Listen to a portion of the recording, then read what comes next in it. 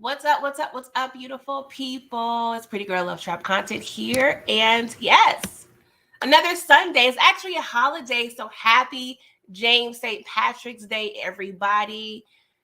Hope you're wearing your green or, making some green or doing whatever, okay? It's a holiday.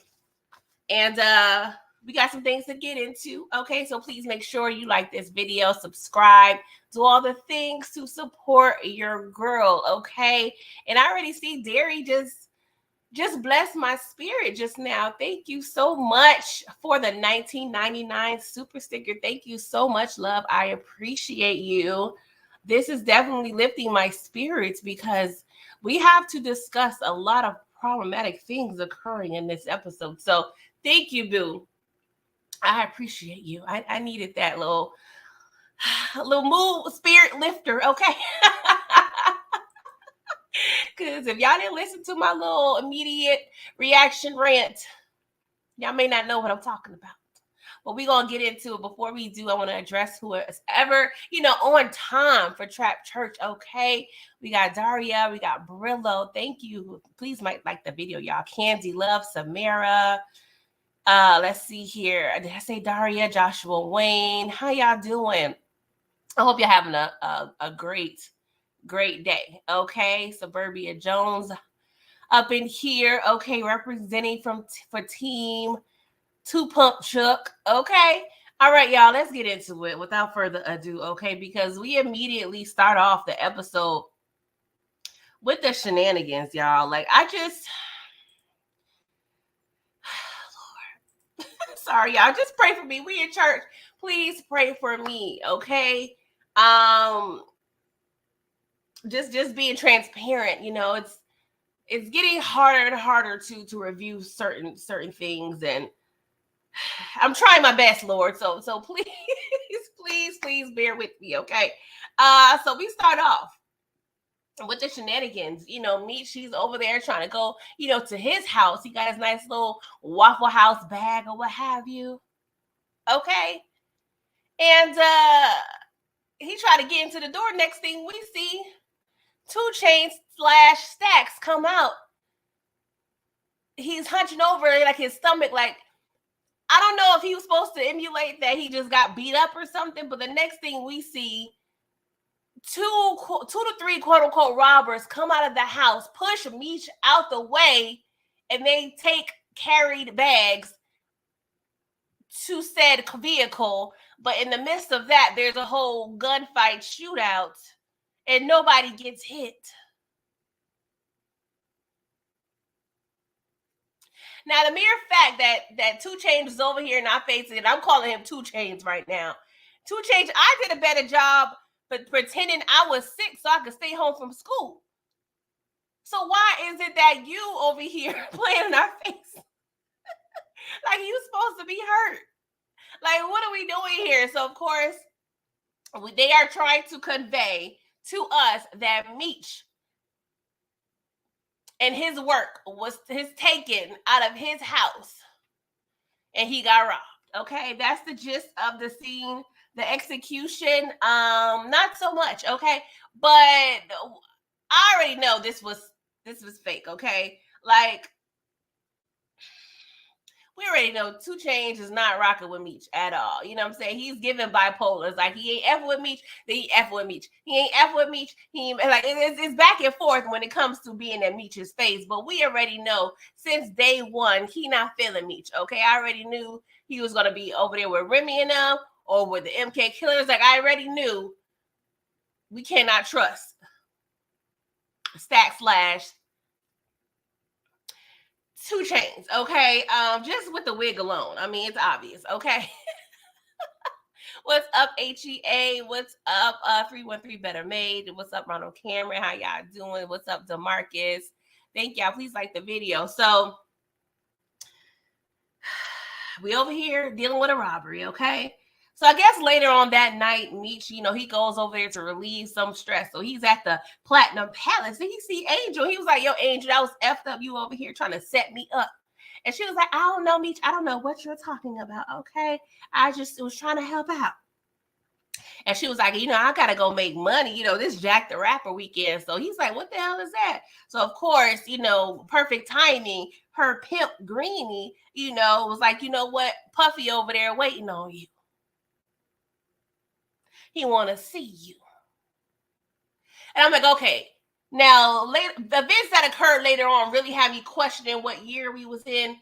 But just for petty sake, I really need to know, because y'all smooth try to just throw Puffy in our face, and y'all really was disrespectful with this whole Tupac situation, where I'm going to get into a little later. Not too deep, because I already got my rant out. But I'm going to just let it go with the Puffy thing, because Puffy was a quote-unquote name in the early 90s. Like 91 specifically is when he threw this party at City College, which is like a couple blocks from where I'm from. And, it was a big party. 9 people ended up losing their lives because, it was a fire hazard. It was just a whole cluster, what. So he was throwing parties. He was doing his thing, even though Bad Boy Records wasn't necessarily founded a couple years later. I'm going to just say that I'm okay with them putting in Puffy's name in the dialogue at this point, okay? So, yeah, I'm going to just leave it at that, okay? So, Angel, she go here, shake her rump, shake her with the next man, I guess the Puffy. And Meech and Greenie is talking, right? And Greenie was asking him, like, I'm saying, I need some more money to clean. Like, what's up? Because we already know Greenie, he's not doing it for charity. He gets a little percentage. So Meech was like, you're just a little slow right now. Okay, so I'll just hold on, pump your brakes, on that situation. So he asked Greenie, like, yo, what is Jack the Rapper weekend? And he explains, like, it's this big weekend in Atlanta. It's a Black radio music convention. And it's popping. Like, everybody from around the country is going to be there. So Meech was like, all right, cool. But we already know how Meech roll. When he gets new information, those ideas just start popping up. No brain cells start working overtime. Okay. So he's over there having his good old big one, his good time at the Platinum Palace. Okay. Meanwhile, T is over there in Detroit. He's meeting up with Hoop and Sterling, right? So Henry is apparently stealing clients, okay? Well, I don't know if it's considered stealing clients. It's just business, okay? And when he finds out this information, he gets a call from Markeisha. Yeah, I'm so tired of Lala / Dre and Nicole. What is Dre's last name? I'm so over this. This low-key pedophile. I'm tired. Okay. Oh my God. But I guess she was in the house bored in the house. So she decides to tell, T, I've been thinking about you. Ooh, no. So she was like, I was thinking about you, baby. I'm saying, I miss you. I want to be with you. I got my t-shirt and my panties on. Okay. So what's up? And so T was like, nah, I'm busy. And he was like, he hangs up. And she was like, oh, hell no. Because she ain't used to that. She thought she had this young buck wrapped around her little raggedy wrinkled finger, but she didn't. Well, she really does. But T, he was trying to play hard at the moment. We already know. By the end of that day, he was going to be back in her face. But, he was trying to play hard for just a second, okay? But, her little heart palpitations, she wasn't prepared for all that. Okay. Oh Lord, I'm so over her. So back in Detroit, Meech is over there with the crew, right? And they're at the house. And Tina was like, what a coinky dink. We get robbed. And Claude, which is Remy's right man, he's over there rocking designer. Okay. I've seen him over there rocking all the finest of the Louis and the Gucci. But last week he was rocking Kmart's finest. So the math is actually math. And so, of course, we figure out that Remy is behind the little fake robbery, what have you, right? But, of course, we're at a company meeting right now. And, of course, Stacks is in the midst, right? So, of course, he's like, man, I'm just ready to roll on these fools. You know what I'm saying? We need to retaliate because y'all can't make it look like we over here, just can get robbed. Like, we can't be looking soft out here in these streets, and we still need to get our get back on top. So Meech, like, what's up? But Meech, you know, his sense of urgency is a little different, okay? He's not ready to retaliate just yet. He was talking about, you know, we need to feed our family first. And of course, Stacks got a screw face the entire time. And then when Meech was like, you know, I know times is slow, but I pawned my Rolexes to give y'all a little floater money. So everybody was gasping, like clutching their pearls, like, oh my God, such a sacrificial, you know, situation here. Like, oh my God. So I'm not even gonna lie, y'all. If Meech held a legitimate company, it would definitely be a Fortune 500 company. And I would definitely go on my, you know, my nearest internet device and go on Indeed.com, Craigslist, wherever I need to go to apply. Okay. Meech is the type of boss I want to work for. Like, Meech, you all right with me, okay? But it's interesting, right, how Tina just now a part of the crew. Like, we just ain't gonna get no transition. You know, we just gonna just say, hey, we gonna see her in the club, and now she a part of the crew. Good old 16-year-old Tina. Okay, I'm not mad. I like Tina because I do think she's probably going to be Yogi's character, which, you know, we learned from the documentary if you watched it. But yeah, I was like, oh, y'all just gonna throw Tina in our face, and now she's just a part of the crew. Like, Tina, you ain't got no classes. Like, what's going on here? But whatever. I like her, so I'm gonna let it rock, right? So Meech just, you know, was telling them, like, it's all right. We need more manpower, okay? So we're going to use this Jack the Rapper situation to do some recruiting, okay? Because all the drug dealers around the country going to be there. But Stacks is like, man, F this. I'm tired of this, whatever. You know, he's doing his finest of the acting. And his crew was like, well, man, you ain't never pawned nothing for me. I ain't never seen you make no sacrifices, okay? So, you know, one of his crew members was Lil Baby. And Lil Baby was like, shawty, I'm ATL all the way, but I'm rolling with Meech, okay? I was like, I wonder how many takes it took Lil Baby to say those several little words. Shout out to Lil Baby. I like him as a rapper, but we already know, you know, when it comes to the mollies and all those pills he allegedly was popping, I'm just surprised he was able to get that line out, okay? Just work on closing your mouth a little bit, baby, okay? So Stacks leave and his crew stays, okay? Because they're like, you know what? I like our new boss, okay?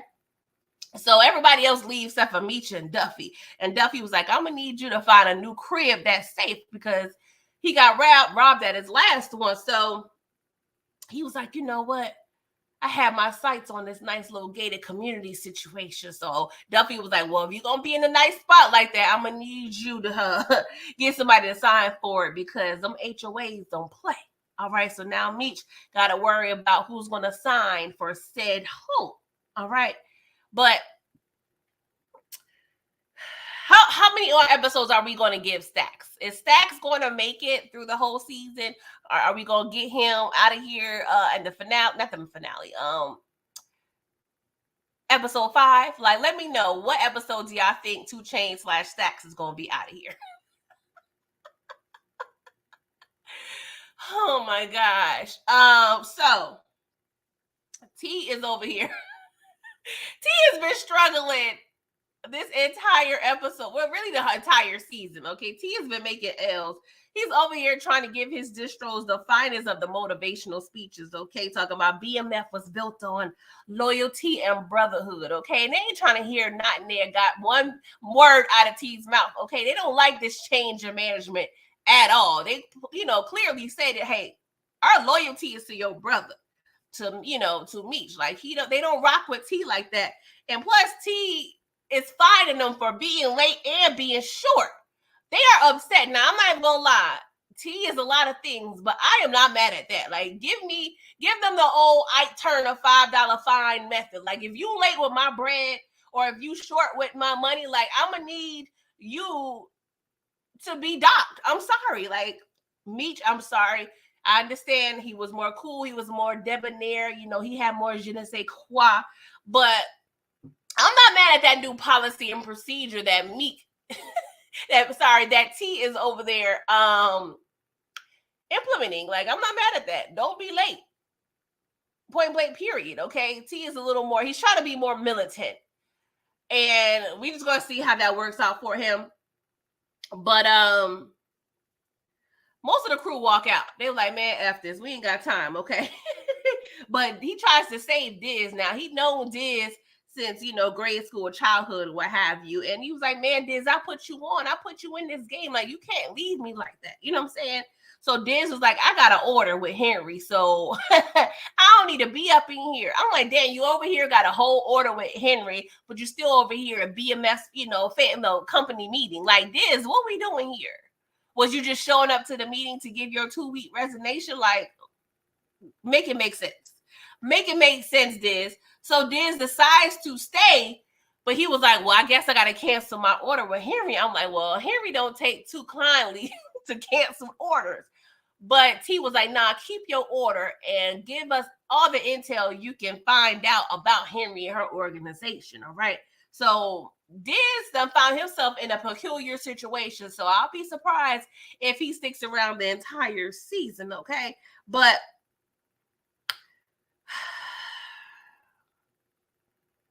I'm gonna leave my other. I had something negative to say, you guys, but I'm gonna just leave my thoughts to myself and just keep reviewing the show, okay? Oh, Jesus. What's up, Brillo? You said that's a bad procedure, PG. No, it's not a bad procedure. Not to me. I don't give a goddamn. I don't give a goddamn. We need to go. we need to have a structure, okay? If we're going to have, now don't get me wrong, it seems like T really handled things regionally, at this point of their organization, and Meech was kind of dealing with the rest of the country.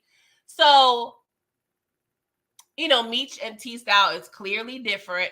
So I don't know how structured and how lax Meech was when it came to business, but I feel like when you are trying to really run a tight ship or a successful business, you have to have some type of policies and procedures. I'm sorry. I don't know how much he was docking them and charging them, but we need to have some order here. Like, y'all can't be running a whole company and just be handing in the work and the money at any given time. Like, that don't work. I done ran a company before. It don't work like that. Okay. And I understand my company was legal. But yeah, I'm not mad at T. But I understand what you're saying, Brillo. Booby Trap said T comes off as a shift leader, assistant manager at best. That is facts, okay? I definitely see him over there hounding the people at Burger King talking about this supposed to be a quarter pounder, not a 3/4 pounder. Like, I definitely can get on board with that. I completely agree. Because I am over it. Okay. So I can't even call this man Detective Bryant anymore. So I'm just calling him Milk Dud Head Bryant. Okay. Milk Dud Head Bryant goes in and shows up for his first assignment at work under Henry's organization, right? So she gives him the assignment to escort the new shipment. And he was like, you know what? I'm going to give my expertise. Okay. So he gives her an idea to have a vehicle that will go undetected, from the po-po. She was like, all right, I like that idea. Like, tell me what you got. Meanwhile, Charles arrives in Atlanta. And so Meech told Charles that he's wanting to he found a new house he wants to purchase, but he wants Charles to look at the quote unquote foundation.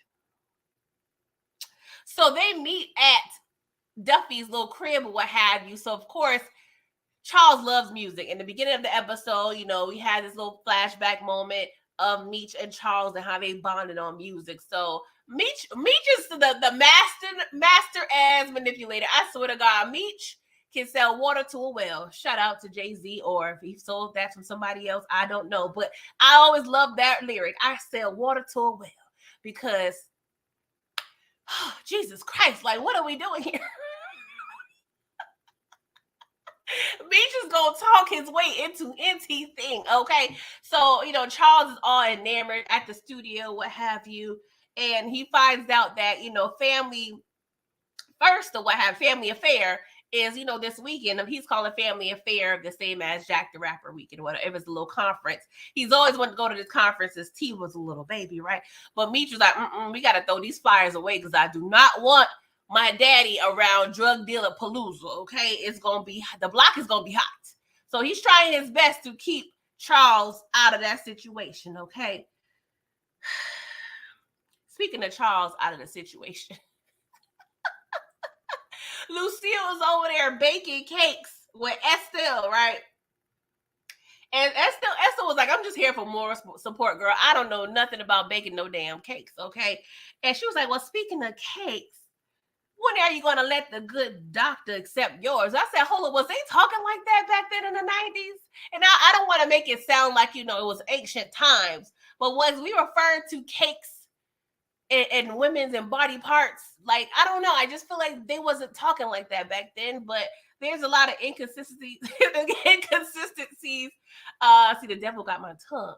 A lot of inconsistencies in the dialogue here. And for the most part, I let it ride, even though my antennas be up.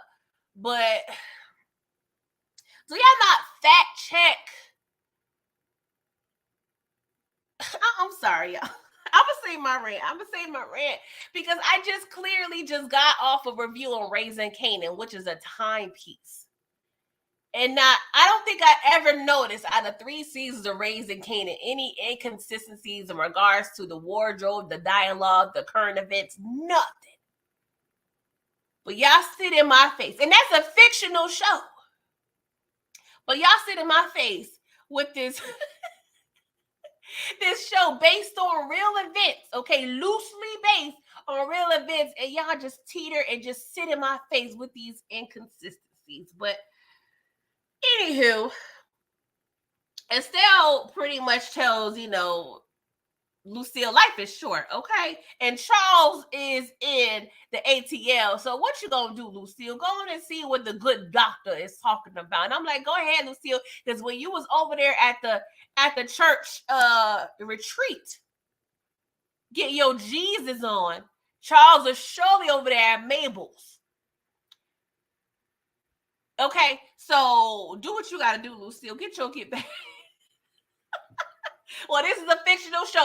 And, I'm calling it a fictional show at this point because whatever. But, guys, I'm just going to put a little warning out here. Do not try this at home. I'm a good, wholesome married woman. I don't condone on cheating whatsoever. But Lucille, just to see the smile on Lucille's face, it just brings me so much joy. Like, oh, Jesus. But, Lucille, she said, Maurice is fine, kind, and successful. Okay, so she kind of thinking about it, y'all, and I understand.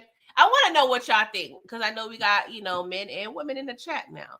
Now put a 1 in the chat if Lucille would be dead wrong for going to third base with Dr. Maurice. Oh, put a 2 in the chat if she would be just in her right to get her justice. Let me know. Let me know. I just want to check the temperature up in here. Okay. So,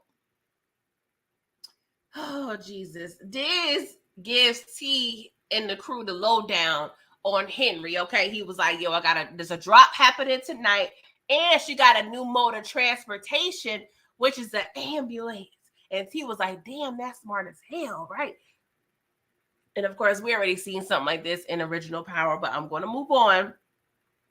So his plan is to rob Henry and her drop and increase the prices on the work.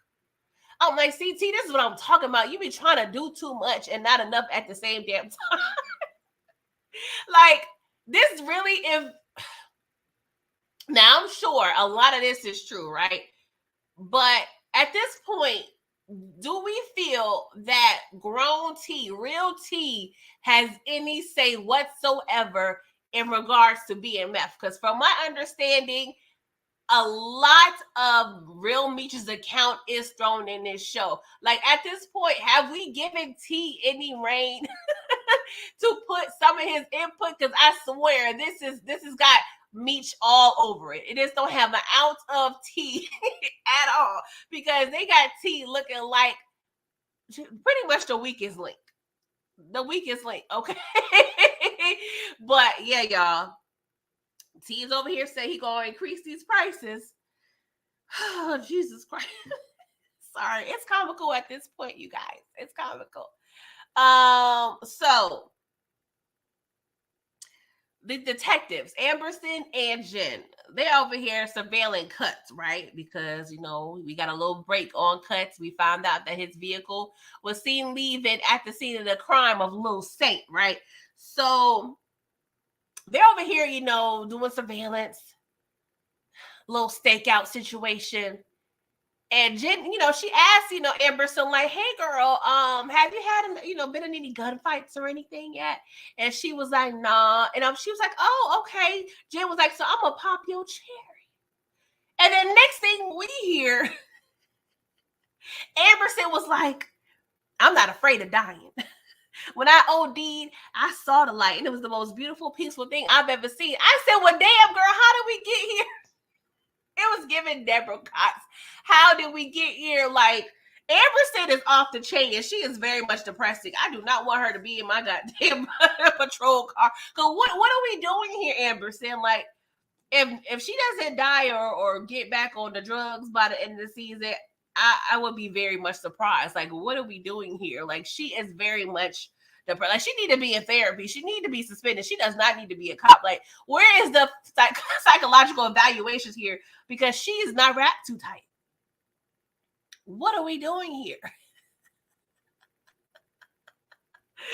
Oh my gosh. What are we doing here? Speaking of what are we doing here? Meech is over here showing Charles his new prospective home, right? And he's explaining to Charles, like, hey, I do not have legitimate income.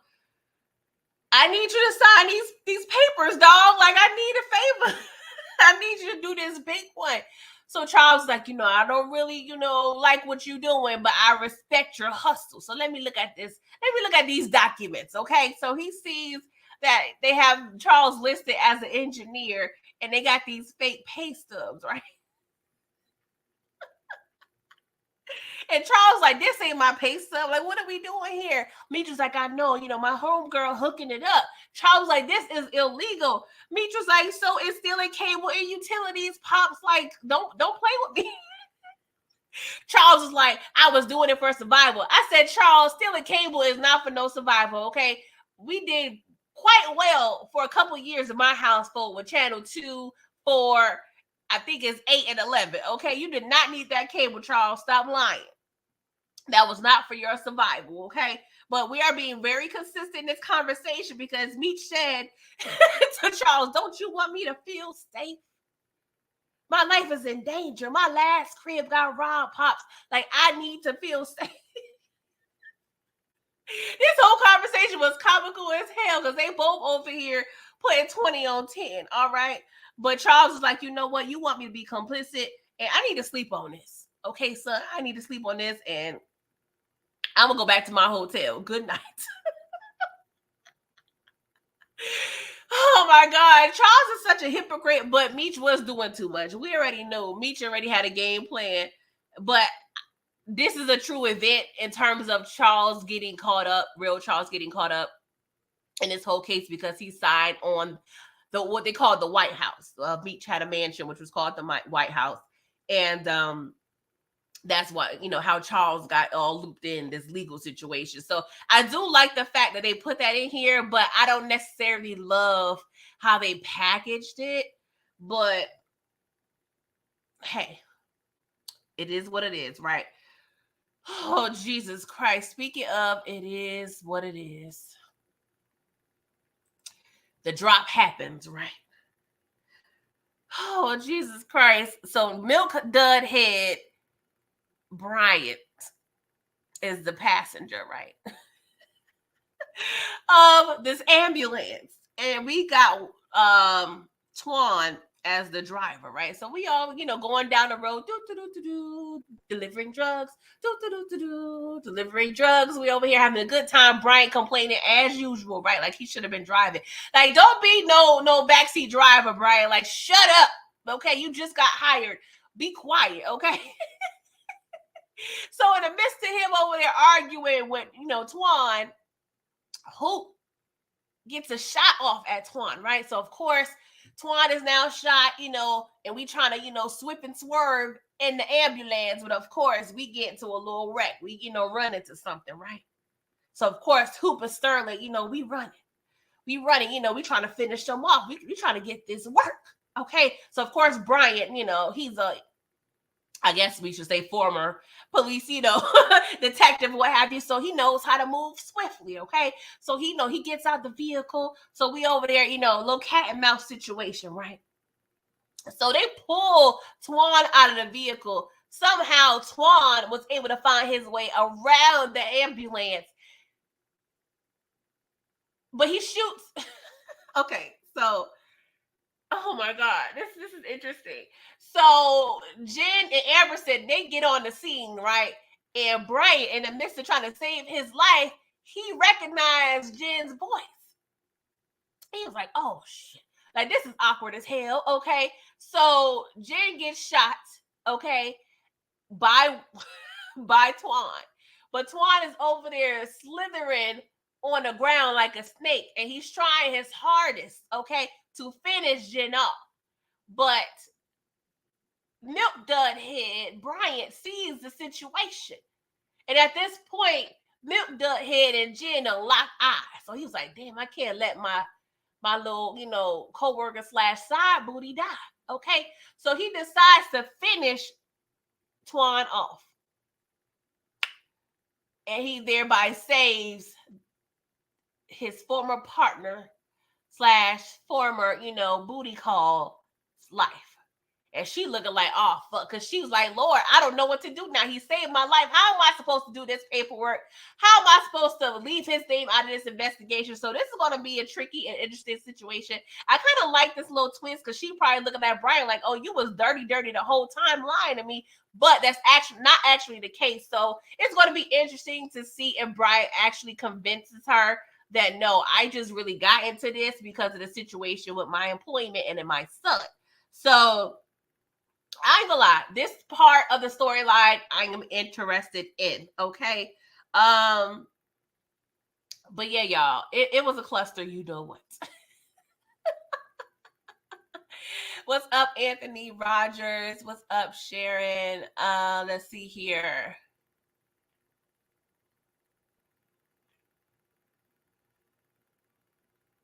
Candy Girl, you said, why did not they have on? Because it's a mess. It's a mess, Candy. It's a mess. A hot ass mess. Now, don't get me wrong. This is the early 90s.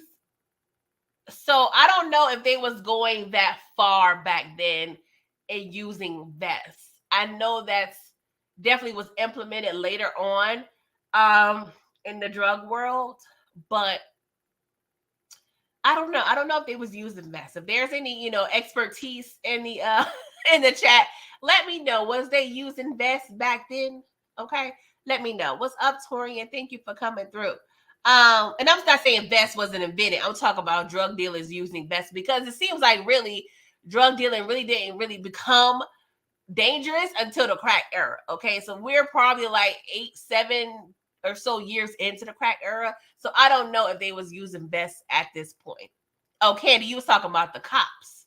Oh, okay. I'm sorry. I'm thinking about the drug dealers. You see, my mind is all thinking about the trap. I'm not thinking about law enforcement. I guess not. That's interesting, right? And I'm gonna bring this up probably tonight with Miss K. But where the hell was Cuts? Because we are only here because of Cuts, right? Because from my understanding, Detective Amberson and Jed was tailing Cuts. So I am to the belief that Cuts was supposed to be there too, right? But we didn't see him in the scene. But later on in the episode, we found out that Cuts got pinched.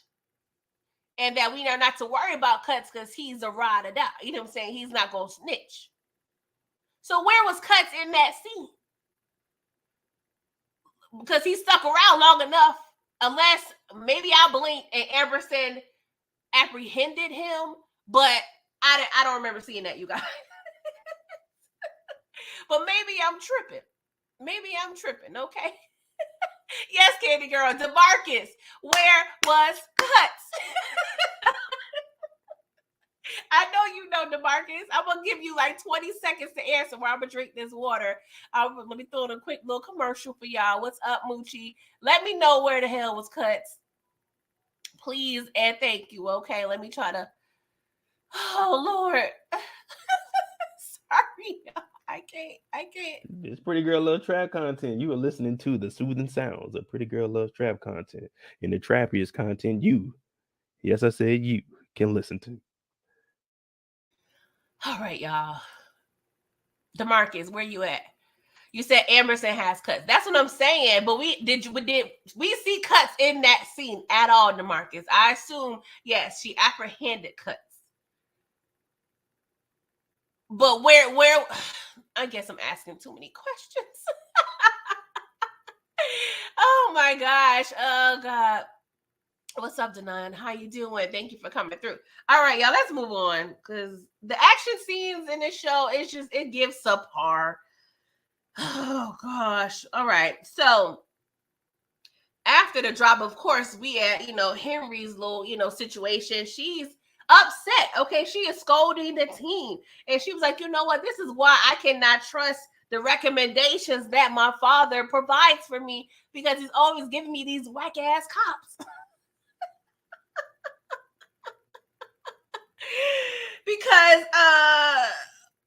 what are we doing here? Like, why did y'all F up? Okay. And so she was like, bring me Twan. Where is Twan? So Brian was like, yeah, Twan is no longer with us. Okay. He is not amongst the living any longer. All right. And of course, she's like, that was my effing blood.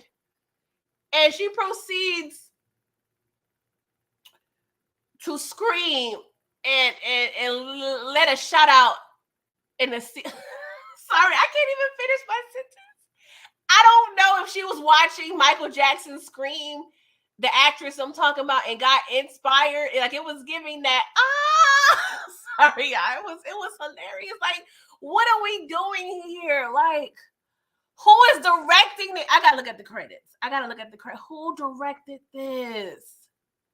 Pow, pow. What are we doing? Oh my God. Oh, let me calm down, guys. Let me calm down. Okay, DeMarcus said, Cuts shot Twan. Okay. Maybe I missed that. Booby said, the writers went to the bathroom at this point. See, and that's the problem. The way they're writing in this season, they might as well bring in AI. Fire everybody and just bring in AI. I'm sorry to say, AI has to do better than this. AI has to do better than this. There is no way. I'm trying, you guys. I'm trying.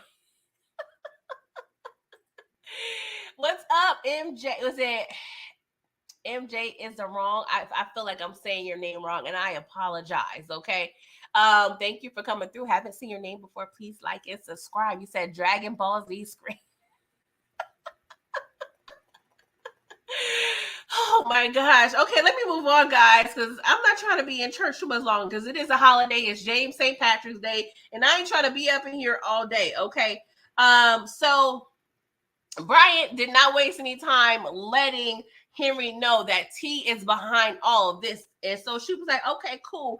Tell me everything you know about T. Next thing we see, Miss Lovely Lisa Mary knocks on LaWanda's mom's door and would politely introduced herself as being, part of CPS, which is Child Protective Services, okay? And the way LaWanda's mama opened that door, smoking that cigarette,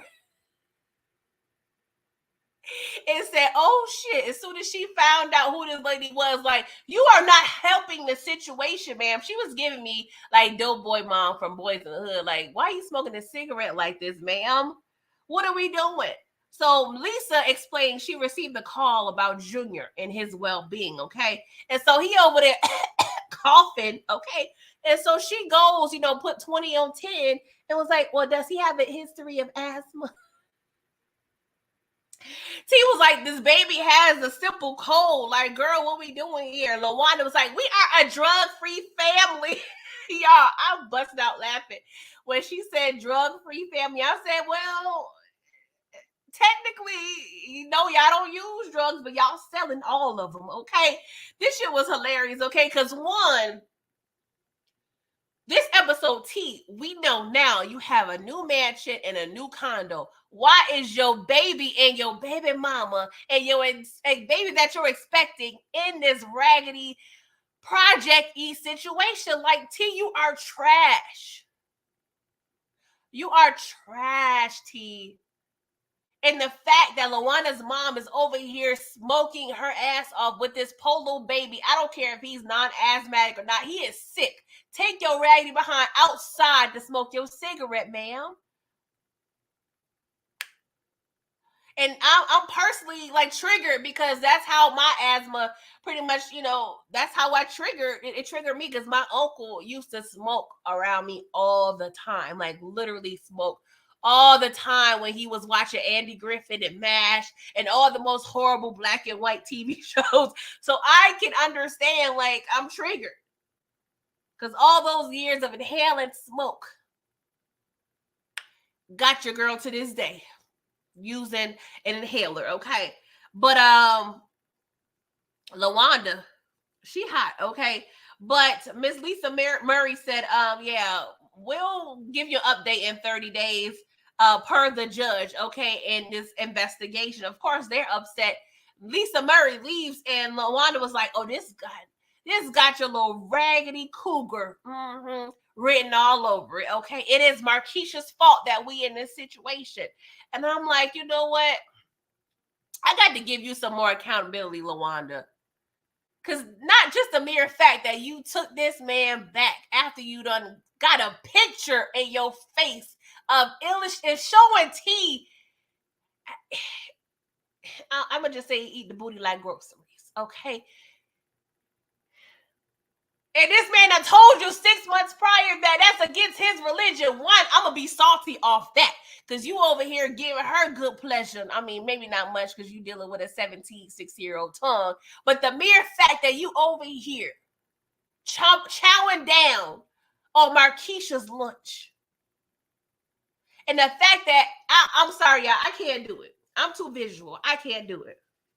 LaWanda, I'm going to need you to do better because this man got 2 houses and he ain't trying to put you in there one. Oh, Jesus Christ. This is interesting. Okay, guys, let's go back to Atlanta, right? So we got this Jack the Rapper situation, okay? We get a little history, and I do like this point, right? Because apparently Mayor Hartsfield, which I didn't know because Atlanta, airport is named after this mayor, apparently. And I didn't know that. So apparently he had a vision to make Atlanta the entertainment capital of the South. And there was a radio DJ, Jack Gibson, who wanted to throw, or he did throw, the biggest music convention in the country. And I guess they also called it Family Affair, or maybe that was just one of the events in the weekend. But we had all of the genres, country, rock, gospel. So I did like that. We had old footage inserted in this episode. So I give them kudos to that. I did like that because they did do their research there. The emphasis on doing research there, okay? So Meech and his crew, they're in attendance. They got the little all access lanyard passes. You know what I'm saying? We having a good old time. We see Charles there, and he's all giggly with a little Clark sister T talking about, Lucille, she love the Clark sister. She gonna love this. So Meech was like, what you doing here? And Charles like, I'm a grown-ass man. I go where the hell I want. So, he tells him, like, Pops, you gotta go. Like, look around. This is the drug dealer palooza. This ain't what you thought this was in the 80s, sir. I'm gonna need you to go on your merry way. Please and thank you. But Charles ain't trying to hear it, right? And then we get a little glimpse of, like, a little fake kid in play. I see a high top fade from afar. I'm like, okay, that was cute. It's across the room, so I'm okay with that. Then Meech, he gets approached by Jay Pusha, right? Who was playing, I can't remember. Oh, God. I believe his first name starts with a J, last name Williams. Oh my God. I'm sorry, y'all. I follow him on Twitter, but I was so happy to see him. Thank you for confirming Booby as well. Because when I was watching, I'm like, this looked like Bodie, but I think between the fronts and the accent he was doing, I was thrown off because I'm like, the bone structure is giving Bodie. Okay. But I wasn't 100% sure. And I was so checked out of this episode at this point, I didn't do no research to see if it was him. Because normally I would. But shout out to Booby Traps. Okay. Subscribe to his channel if you haven't done so. So Jay Pusha is from St. Louis. And, you know, he came low-key recommended from Greeny, right? And so he was go ahead, you know, giving his best PowerPoint presentation to Meech, you know, pretty much let him know, like, you know, I'll do whatever, okay? I'm ready to be a part of your organization. But Meech was like, pump your brakes, shorty. I'm going to need to go on over there to St. Louis to check y'all out before I make a commitment. See, this is what I'm talking about. This is what I'm talking about, Meech. You know, you got to do your due diligence before you just getting in bed with people, okay? Pause, but no pause. All right. So I like that. I really hope, and the fact that they said Jay Pusha, and I'm familiar with Jay Bo, which is actually a real person who seemed to be like Meech's number 2. And I was asking y'all, you know, or discuss this on my preseason kind of live where I was wondering if they're going to throw him in at this point. Because I like Jay Bo. Like, you know, he seemed like a cool number 2 or what have you. But it looks like this may be him. And the mere fact that they gave us, you know, such a seasoned actor to play this character also leads me to believe that we're going to see Jay Pusha for a minute. Okay. And Jay Bo was from St. Louis. So a lot of the similarities are there. But I don't know if we've confirmed if this is actually supposed to be Jay Bo. Okay. But I like what I see. I love to see the Wire alum in these shows and current shows, whatever. I just want to see Mac Wiles. Can we get Mac Wiles somewhere? Okay. Please, somebody hire Michael. We need Michael somewhere on my TV screen. Okay. So, what's up, Detroit? How you doing? So y'all, let's talk about this park date with Lucille. Okay, I'm gonna just touch on it real briefly, right? So we over here eating popcorn with Dr. Maurice. Okay, nice public park date. You know what I'm saying? All cute or whatever. And I don't know why Maurice and his little fade is giving me more chestnut and Boys in the Hood. I don't know what it is, y'all. But they over here eating this popcorn. She was like, "Oh, this tastes like the popcorn from Cleveland. From I know I'm gonna F this up. Is it Euclid Park? Let me know, my Detroit people. Well, not really, because they claim Euclid Park was in Cleveland, Ohio. And this is the part that's confusing me, right? So in this episode, last episode we learned Lucille has been in the foster system, right? But we are in Detroit. The good doctor wrote a check with his address is in Cleveland. So I don't know. It seemed like she was going back. Well, she's from Cleveland. We know this. But and her and Charles eventually did move to Detroit. But where's the good doctor? Like, I'm confused. Doctor, why are you coming all the way over here to Detroit, and you live in Cleveland? Like, I don't know. It's confusing me. It's giving probably a little bit of stalker vibes. Like, are you driving? I think it's a couple hours drive. Are you driving back and forth to see Lucille? Like, what are we doing here? I mean, I like the tenacity. I'm not even gonna lie. But the good doctor, you know, was telling her, yeah, this is the old popcorn we used to eat back in the day. So she was like, how did you know that we was even going to meet her? He's like, well, I didn't know. I just had it shipped just in case you wanted a little pop of home. I said, you know what, Maurice, you are the epitome. You ain't got to get ready if you stay ready. So this is what I'm talking about. This man over here having popcorn shipped for a possible date. It is with a married woman. But for a possible date, with a married woman, meanwhile, Charles is over here sleeping under the same roof and just now starting to patch up walls inside of the house versus, you know, patching walls across the street or next door at Mabel's house. Like, this is what I'm talking about. Charles, you ain't putting in no effort, okay? You can't be out here cheating and still not putting in no effort trying to get your woman back. Those words, those words can do but so much. I need some action, my boy, okay? But Dr. Maurice decides to hand her a check for the church bake sale. Okay, we don't see yet how much this check is, right? And he proceeds to tell her, like, yo, letting you walk away was the biggest regret of my life. And it's just a blessing to just be in your life just a little bit. Just a little bit. She's like, oh, Reese. I was like, oh, we here now, Lucille. Oh, we throwing back those little nicknames. Okay, Lucille, we gonna see. But I feel like Lucille ain't gonna go far. This relationship is not gonna go nowhere because she gonna be feeling guilty, and she gonna go to church next Sunday, and the sermon gonna feel like it's talking about her. Y'all already know how it is, but y'all go to church, especially if you don't go to church that often. But that one Sunday you do go to church, and it feels like the pastor is talking about you in your trifling ways. Oh, Lord, Lucille, what we gonna do, boo? What we gonna do? So, y'all, DeMarcus, you said, do I think Carter is Nelly? Ooh. See, I don't know. I don't remember J-Bo and Nelly having a personal relationship. Y'all let me know. That's interesting because we did, have a reference of him going to the league. And we know Nelly was big on baseball. I think he played all three sports. But I'm not sure. That'll be interesting, though. I wouldn't mind that if it's based on real events. But we already know it's loosely based. Please like this video, y'all. So, T goes to his house. Operative word, his, to see Markeisha and ask Markeisha if she called CPS on LaWanda. And she gave him the old Kiki Palmer, I'm a mother, okay? I am a mother. I would never do anything like that. I love you. I would never do anything to tear you down, baby. Like, what are you talking about? I would never, ever, ever do that, okay? That's all it took.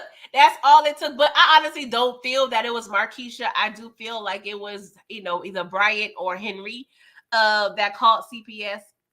Because we already know Bryant like harassing the family. Okay, we already had a situation with LaWanda and them threatening the whole family. So I really feel like it's Bryant that is behind the CPS situation, right?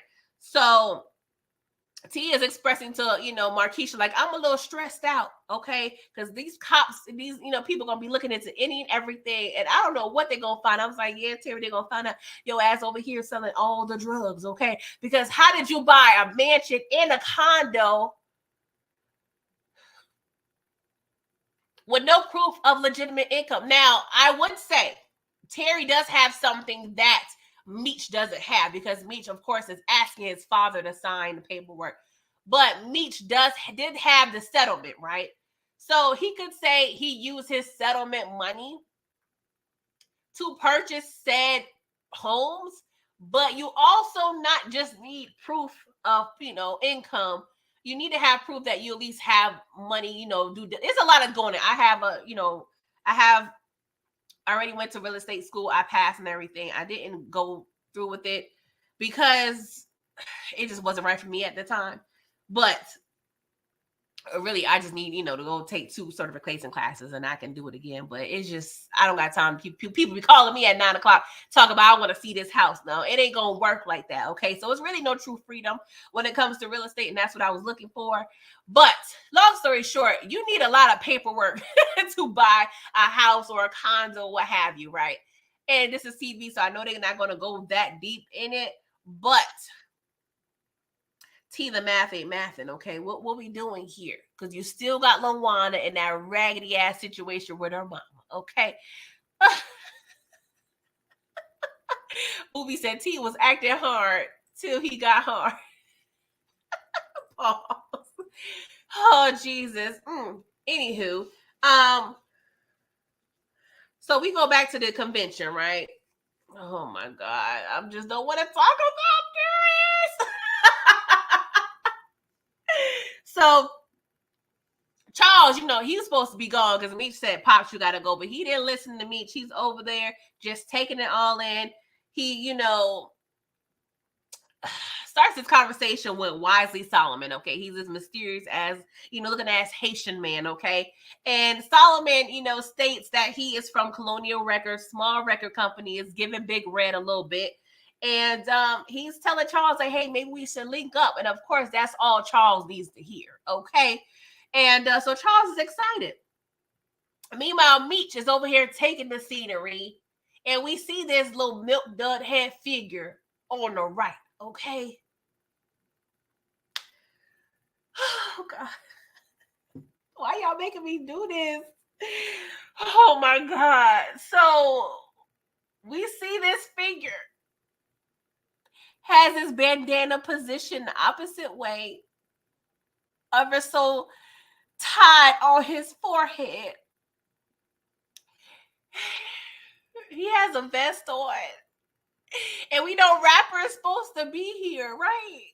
And he's smoking on Cali Kush.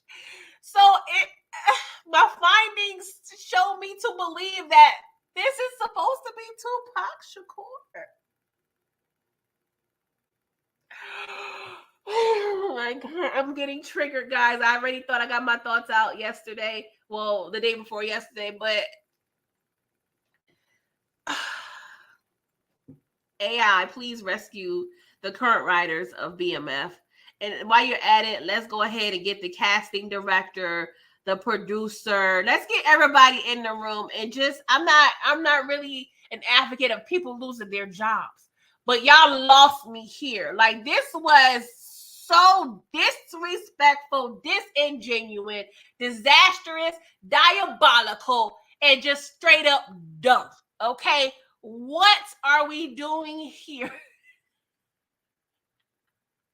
Why do we have to insert Tupac at all if y'all not gonna get Tupac right? Tupac is arguably the most influential rapper figure of hip-hop ever.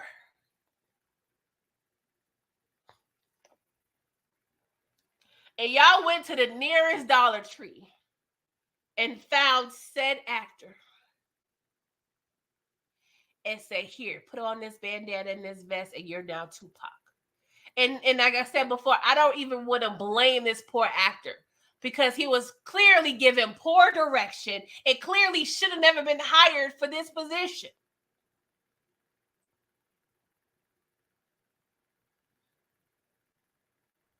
Y'all could have left this out. And granted, I'm sure a lot of this comes from Meech and his accounts, right?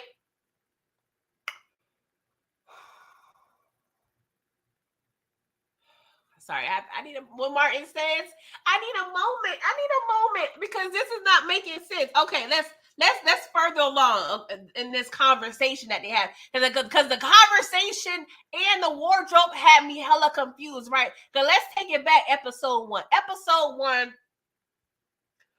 because we're trying to figure out the years, right?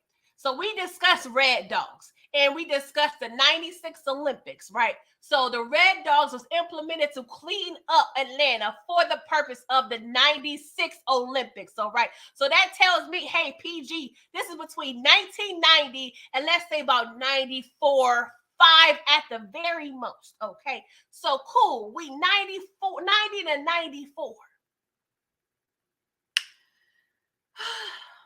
It could, don't get me wrong, Red Dogs could have been still going around in 96, still trying to make sure Atlanta is still clean.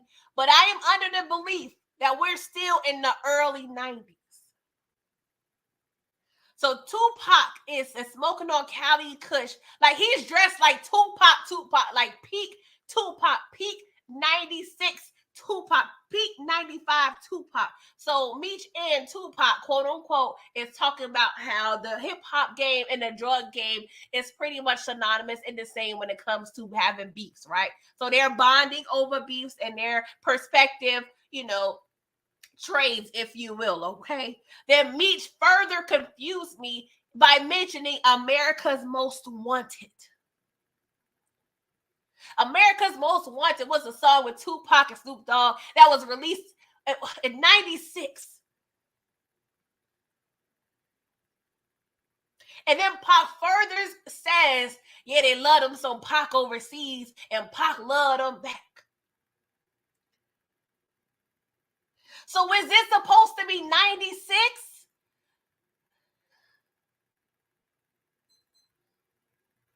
Huh? I'm confusion.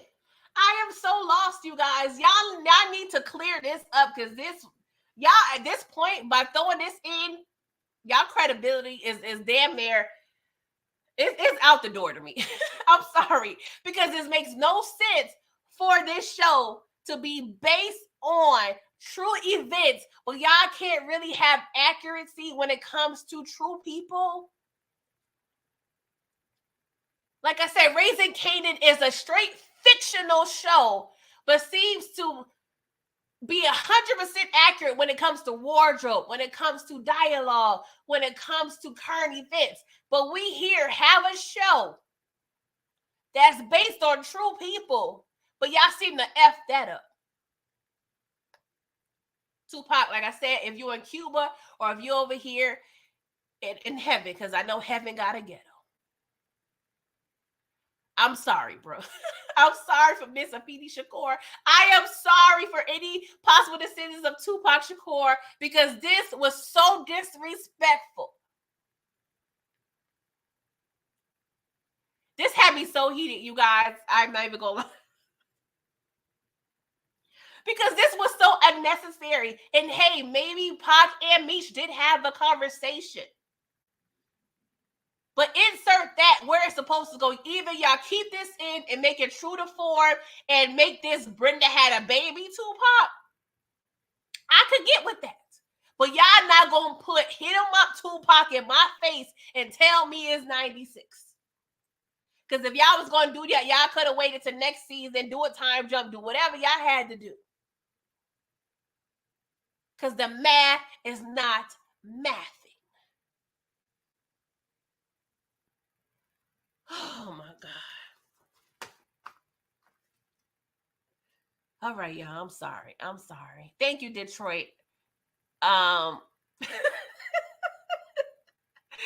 said we get Biggie episode 5 and Babyface.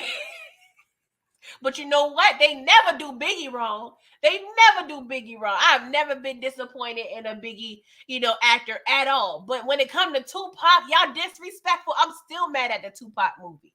Because what was that? Y'all playing our face when it comes to Pac, and it's so goddamn disrespectful. And if 50 Cent wasn't behind this show, I would blame P. Diddy. I will blame him. But no, I have to hold you accountable, 50. I'm sorry. What did Pac do to you? He gave you inspiration on how to get shot and become a star. Why you got to do that, 50? Why you got to do that? Oh, my God. Jada Pinkett, if you don't come out by tomorrow with the outrage, I'm canceling you from real. I know there's a slim chance of hell that Jada Pinkett watches BMF, but I know if she get rumblings that Tupac was in here, she will watch. Somebody done showed her the clip. I know it. Yes, I need outrage. Okay. I gotta move on, you guys. I'm sorry. I thought I was over it. But BMF, this may be a strike. This may be one official strike. Y'all done caused me to crash out at 1 a.m. on Friday morning, and I don't think y'all understand. Oh my God. I can't believe y'all did this. Y'all really did this. Like, was it so important to throw Puffy and Tupac in one episode, and as well as Lil Baby, and not have it be any sort of positive? Let me get some water, guys. It's getting hot up in here. Oh my God. Okay, let's move on, y'all. Oh my God. Oh, I need a moment. So, T is over here, and I'm sorry. Oh God, I can't even think straight because this is so disrespectful. So get it together, girl. Get it together. Tupac again. I'm sorry. All right. So Meech is over there with his crew. You know, we still at the convention, right? So Charles and mysterious Haitian pulls up. Okay, quote unquote Solomon. So Tina was like, Meech, you see that necklace, that little charm that said fella has on? Yeah, that's some voodoo-ish. That's what them Haitians be doing. Yeah. That's a Miami killer, Meech. I cannot. I ain't gonna lie. I like Tina's character, though. So, of course, we put two and two together, and now we see that Solomon is actually Glock, right? So, the whole time, Meech is trying to get Charles out of here, okay? But Charles like, no, nuck if you book. Yes, I'm quoting Crime Mob because we don't care about timelines here, okay? So, Rip, you know, he a rapper. He was like, I thought security was tight. So Solomon was like, I owe security and that pimp that clean your money, okay? And I'm like, oh my Jesus, okay? So we see a little knife pop out, and then coincidentally, there's a fight that occurs on the stage. So of course, everybody start fighting, y'all. And Tina, she end up hitting somebody with a chair.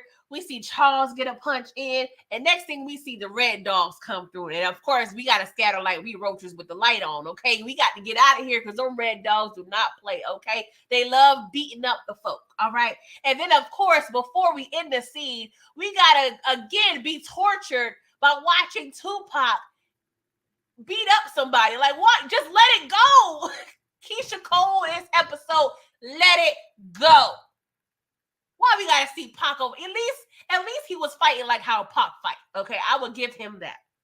And you know what? I don't want to blame the actor because this was approved on so many levels. Get your bag, sir. Get your bag by any means. I hope that direct deposit came real quick. I'll blame everybody else that allowed this because I have not. Let me go. I'm sorry, y'all. I don't want to go on another rant, so I'm gonna move on. So in the car with Meech and Charles, right? I actually love this scene because it was again funny as hell, right? To me, because Charles was asking me, he's like, if you knew it's gonna be that dangerous, what the hell? Like, why you ain't let me know? He was like, man, Pops, I told you it's gonna be dangerous, okay? Charles like, yo, come on, move your ass back home. Yeah, Detroit is much safer, Charles. What do you want me to do? To go back home and work at your nearest grocery store? No shade to grocery store workers, but that's not what the time that Meech is on, okay? And so, of course, Meech gives this whole sob inspirational story about he's the first plenary who can change destiny, okay? And he was like, pretty much, Dad, I need your John Hancock on these documents. Like, what we play? What we doing, Pop? Stop playing with me. Sign these papers. But my thing is, right, the way they're presenting how easy it was, you know what? I'm going to keep it. Because I was going to say, you could have had everything in your name. You don't really even need your father. You could have just put, your name on the documents as being an engineer. But I could see little cracks in that. So I'm going to just let it go. I'm going to let it go. So we go back to Detroit. Detroit King said he need that rant. I'm tired of ranting because I'm going to need my goddamn asthma pump. And I'm not trying. I'm not trying to use how many more? Let me check how many pumps I got in this inhaler. Y'all playing around. I mean, I got like 5 around the house, but this ain't the one that showed me how many pumps I got. But let me shake it up. I got about 16 more pumps. I'm not trying to use no more pumps on this episode. I already crashed out. Crashed out, and I called Progressive to help me. Okay, I don't need no more issues, Detroit. Okay, I'm trying to be calm for the rest of this episode. So it was a cute little inspirational speech that, Meech gave his father, right? So we go back to Detroit.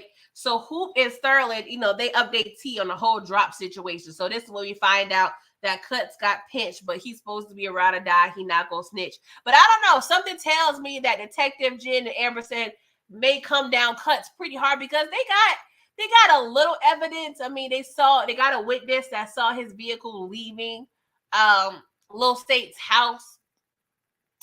I mean, that I don't think that could really hold up in court, but I don't know. I haven't really seen Cuts really in action in terms of, how he moved like that. So I'm gonna have to see Cuts in interrogation room just to see if he really gonna be ride or die like that. But I'm sure we'll probably see that next episode, right? And of course, T also finds out that Brian is over there working with Henry. So of course, his brain cells is coagulating, trying to figure out how to maneuver this situation, right? And then T was like, you know what? I miss Marquisha. Let me go ahead and show her my new condo. Okay. Oh, Lord.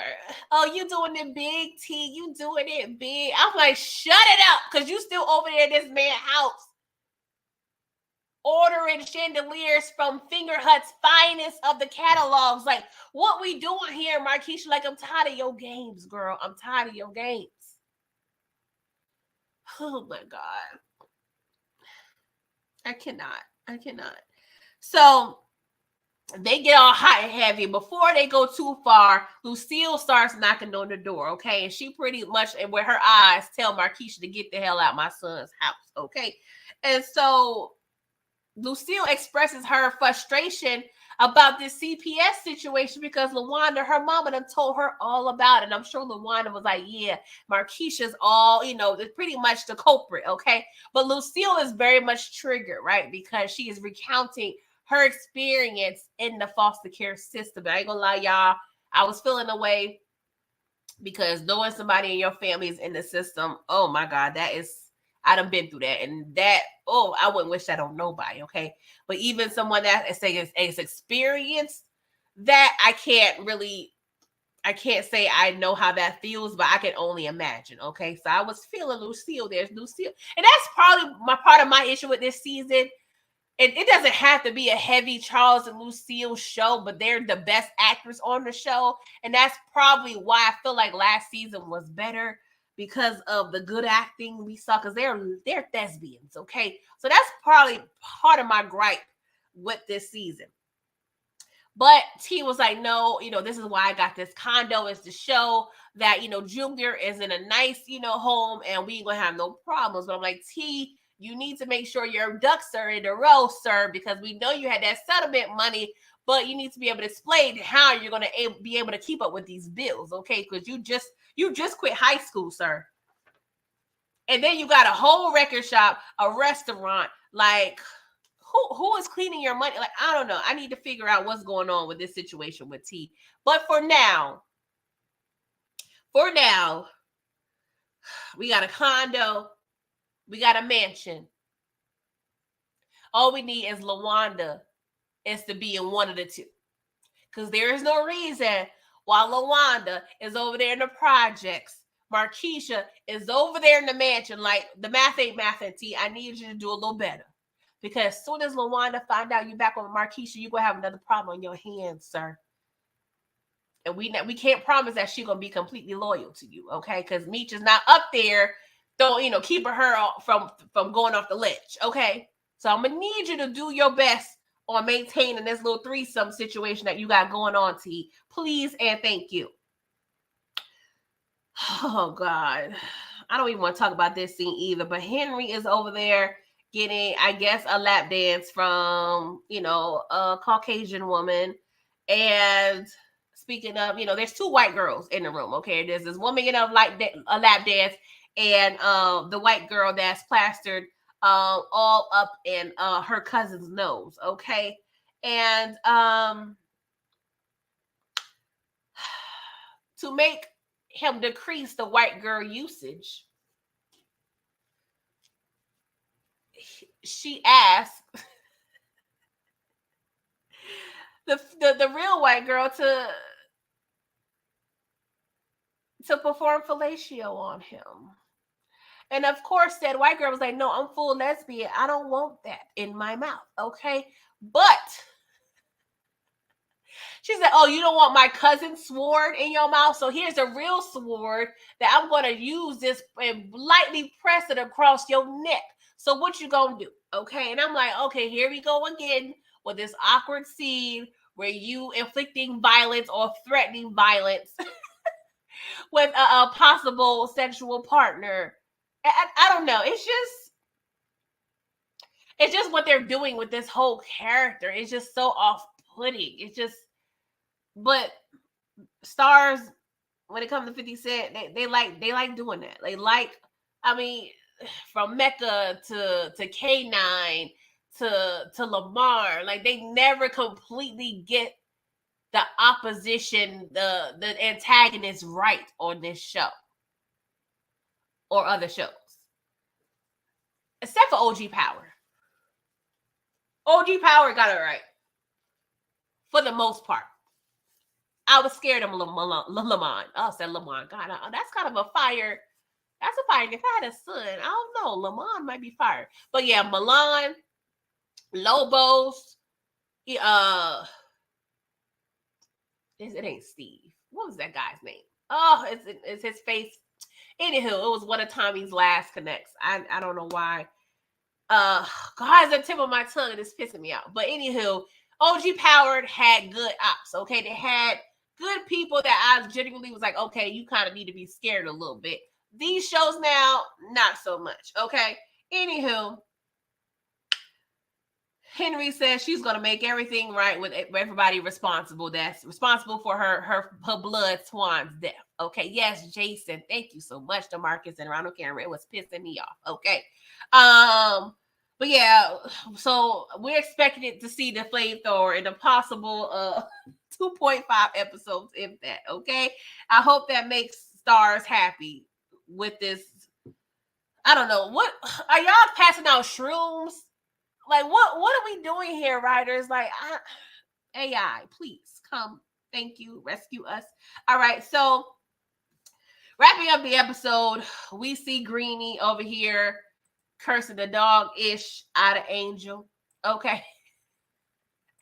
Neo is giving his true inner pimp.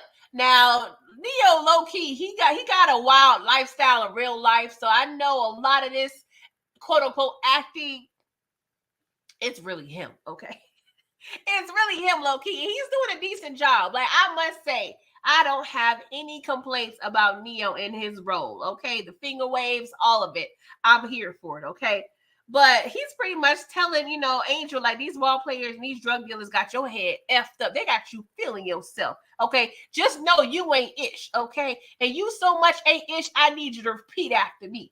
Say you ain't ish. Like, he had her, I'm like, what is this? I don't know why the pimp whole mentality and relationship that intrigues the hell out of me. Like, who was over here 8, 9, 10 watching those documentaries on like Cinemax? Like, pimp, what is the hoes up, pimp down? Like, I was watching so many things I should have been watching at a young age, child. But that whole dynamic just is so intriguing to me. Like, not in a good way, but it's crazy, right? So while he was over there cursing out Angel, Meech comes in because he's Captain Save a Stripper. So next thing we see Meech and Sterling beating the dog-ish. Not Sterling. Duffy beating the dog-ish out of Greenie, right? And they upset because they don't know he's behind the whole setup situation. And Angel's in the background. Stop, Meech. Stop, Meech. Stop, Meech. She went from stop, Meech to be under Meech's arm in 0.5 seconds. I'm like, okay, Angel, that was cute or whatever. You doing a little bit of acting yourself. And Greenie's on the ground talking about this ain't over. You two, you light bright bitch. Yeah, I ain't gonna lie, I cackle. I said, why we gotta bring colorism into this? Shout out to Neo. I'm gonna give him a little cute hand. Okay, he was doing his thing, right? So Charles, he returns home all giggly and whatnot because he had a good time in Atlanta. Okay, I ain't gonna lie, y'all. I would have been I know this is kind of toxic of me, but I wouldn't have mind seeing Charles at the script club. Why would you see Charles at the script club? Oh my God. Oh God, that would have been funny to me, right? So what's up, Justin? You said Stacks is going to get his water cut off in episode 8. That would be cute. That sounds about right. That sounds about right. What's up, Jai? You said is Rip supposed to be T.I.? I honestly didn't think about that.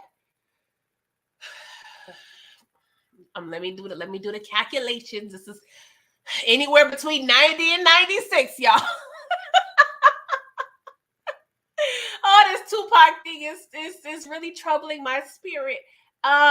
Could this be T.I.? T.I. peaked when I was in college, early 2000s. I know T.I. was rapping when he was in his early teens. This could be, but I personally don't recall a link.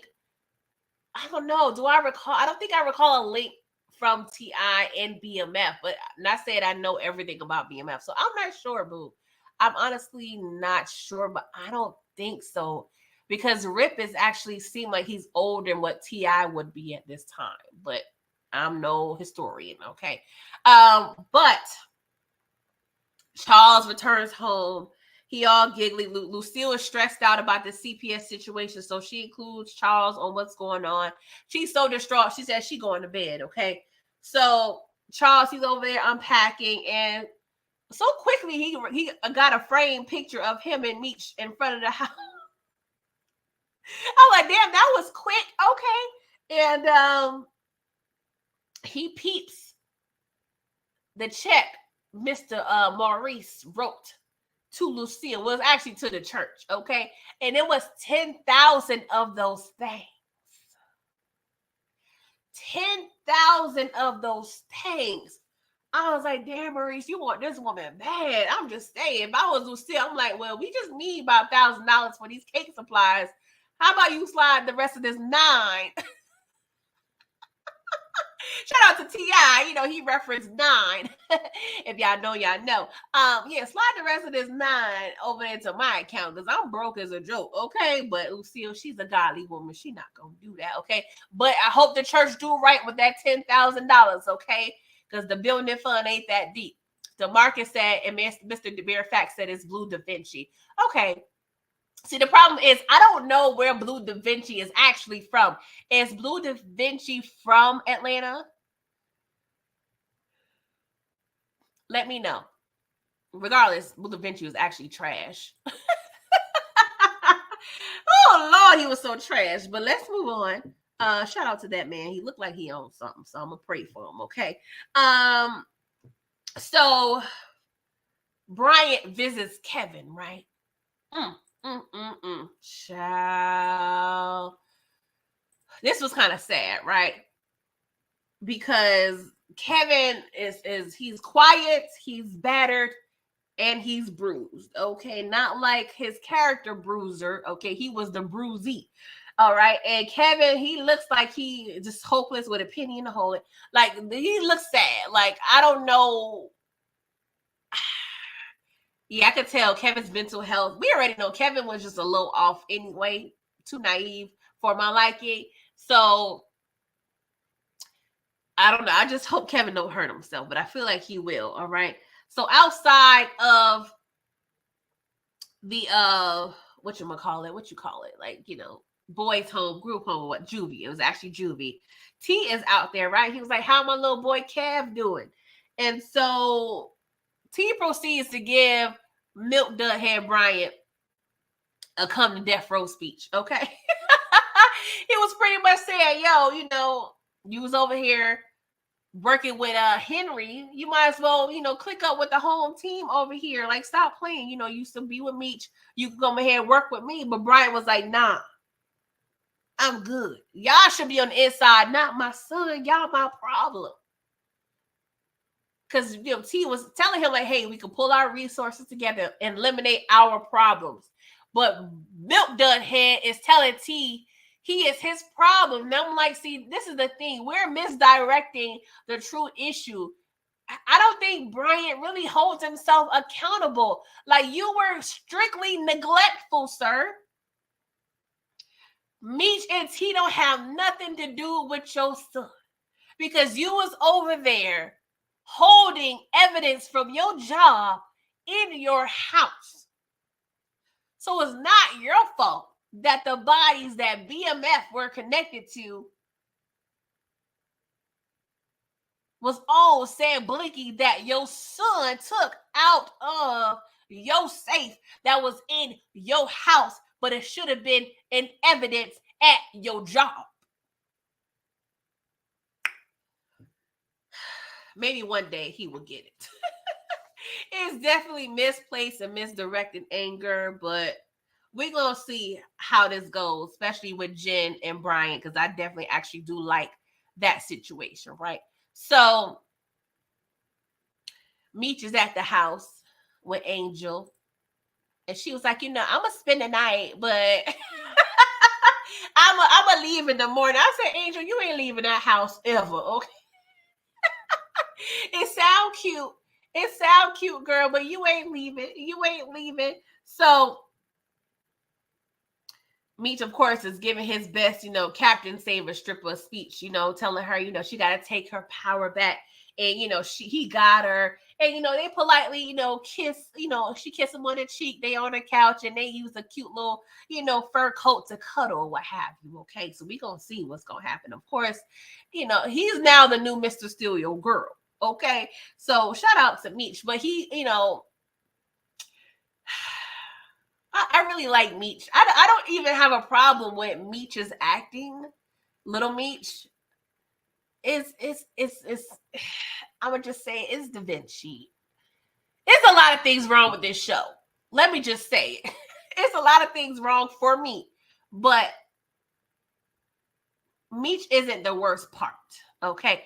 But older Meech is narrating saying, there's no sanctuary in the drug game.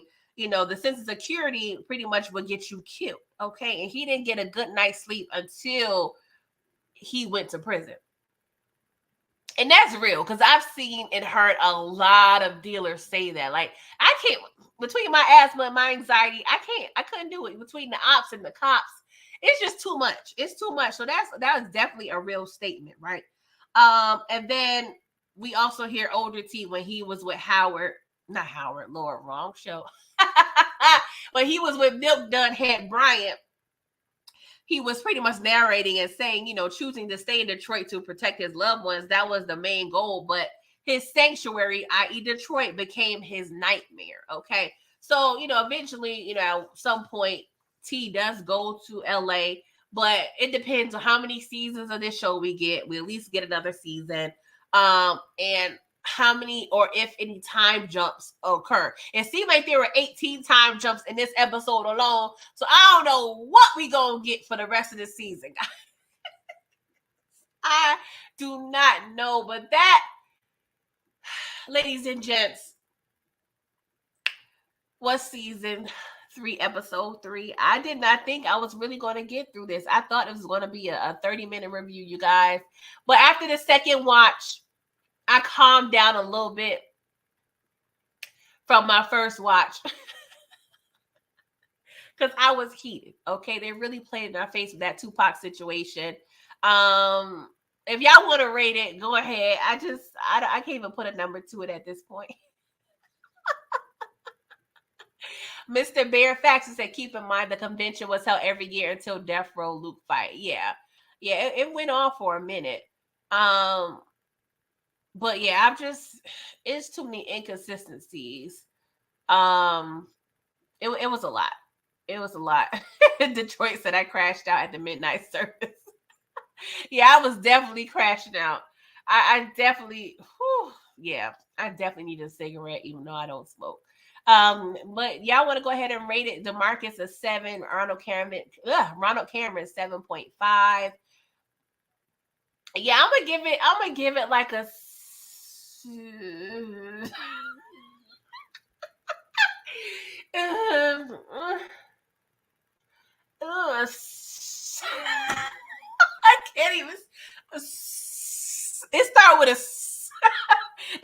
already and start with a Mr. Fairfax 6.8. Yeah, it's giving us. Oh my God. I'm glad I can laugh about it now because I was crying early. I was crying in a court. Okay, Booby 7.5. Detroit. Come on, give me your rating, Detroit. I know you go up. I know you go up. Yeah, I saw it. I felt that it was giving you gave it an 8.0. I ain't mad though. Miss Sharon, what's up, boo? You said 6. DeMarcus, he said he don't even like Henry. He love villains. That is facts. Because if you go up for Claudia and all the other problematic villains, it's sad that you don't even mess with Henry. See, stars, y'all need to really take into account what DeMarcus is putting in this chat, okay? Oh gosh. Detroit said he trying to be nice about it. Yeah, we know. We have our biases. I get it. But oh my God, I cannot. Like literally, y'all just being fully and completely transparent. The end of this episode, so PG at approximately 12:50 Friday morning, I was contemplating not reviewing this show ever again. I really was over here making life decisions off of this whole disrespect of Tupac. Like I was standing on business. Well, I really was sitting on business on my couch, but y'all know what the hell I'm talking about. Like it was so bad. It was so bad. It was between Nat and Henry's scream and this raggedy ass robbery scene at the beginning of the episode. Like it was a lot. It was a lot, you guys. That is facts, Detroit. You said that's how you feel about 4.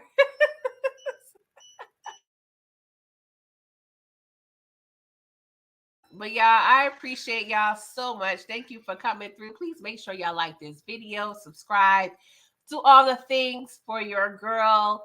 And yeah, I will see you guys hopefully next week if I don't crash out before then. Okay. Well, y'all have a blessed week and I will talk to y'all later. Okay. Toodles.